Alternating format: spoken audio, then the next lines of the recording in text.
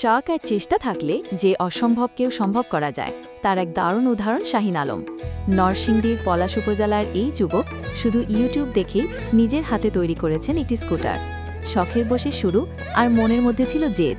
ইউটিউবের ভিডিও দেখে শেখা, সেই শেখা থেকেই 3.5 বছর ধরে একটু একটু করে তৈরি করেছেন এই স্কুটার। এতে আমার প্রায় 3-3.5 বছর লাগছে। এটা বাংলাদেশে আমি বানাইছি, এই কারণে এটার নাম দিয়েছি স্বাধীন স্কুটার।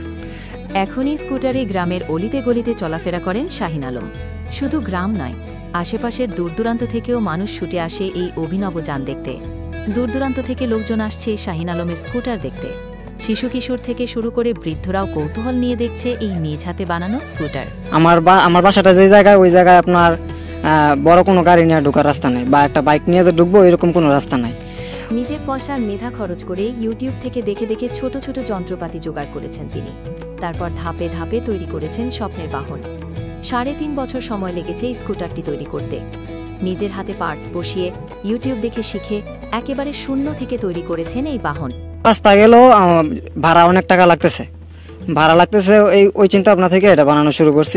একটা স্কুটার শুধু যানবাহন নয়, এটা গ্রামের মানুষের স্বপ্ন, নতুন কিছু করার সাহস। শাহিন আলম দেখিয়ে দিয়েছেন ইচ্ছা আর অধ্যবসায় থাকলে কিছুই অসম্ভব নয়। গ্রামের মাটিতেই যে স্বপ্ন বোনা যায়, আর সেই স্বপ্নে ভর করে কত কিছুই না সম্ভব, তা প্রমাণ করছেন শাহিন আলম। তার এই স্বপ্ন যেন থেমে না যায়, এটাই সবার চাওয়া।